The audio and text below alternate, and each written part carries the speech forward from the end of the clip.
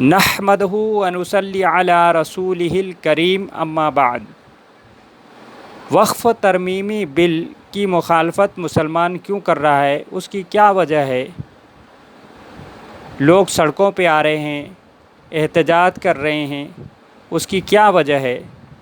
اس کی وجہ یہ ہے کہ یہ پورا کا پورا قانون مسلم مخالف اور دستور مخالف اور غیر منصفانہ ہے۔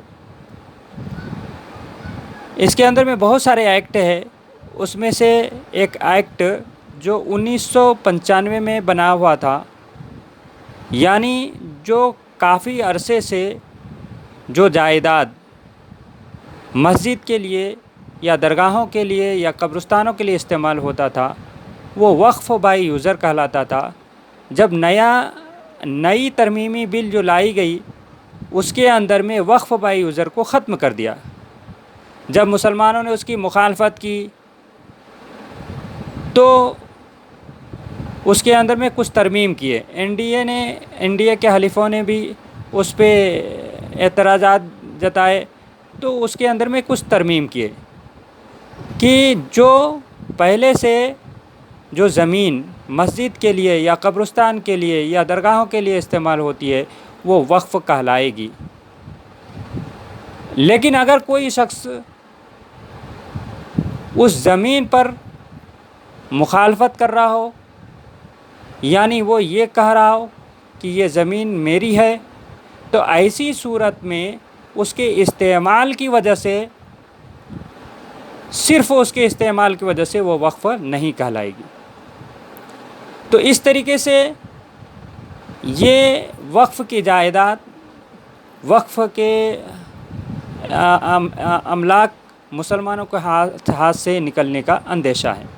جیسا کہ آپ کو معلوم ہے کہ آج کا دور ایسا ہے کہ غیروں نے مسجدوں پر، درگاہوں پر، قبرستانوں پر اپنی ملکیت کو ظاہر کر رہا ہے۔ جیسا کہ ابھی اجمیر شریف کے درگاہوں کے اندر میں لوگوں نے مخالفت کی کہ یہ میری زمین ہے۔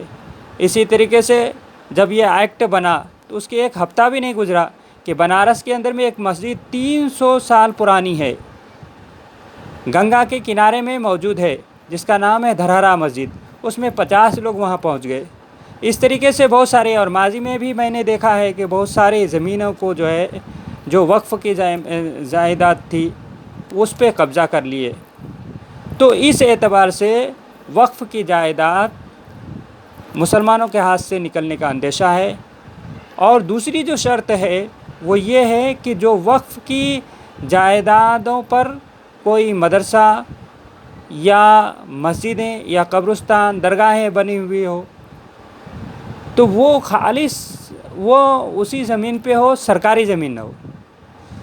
اور آپ کو پتہ ہے جب مسلمان یا کوئی شخص زمین کو جب وقف کرتا ہے تو وہ اپنی ملکیت اس سے ختم کر دیتا ہے، اور وہ زمین کے تعلق سے وہ لا تعلق ہو جاتا ہے کہ یہ زمین صرف اور صرف اللہ کے لیے، تو وہ اپنی ملکیت کو ظاہر نہیں کرتا۔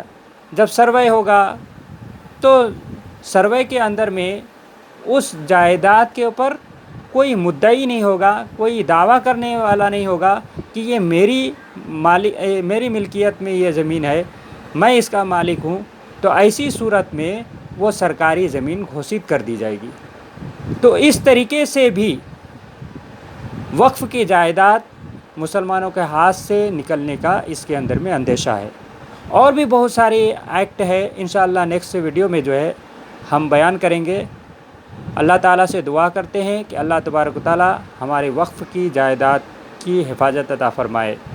السلام علیکم ورحمۃ اللہ وبرکاتہ۔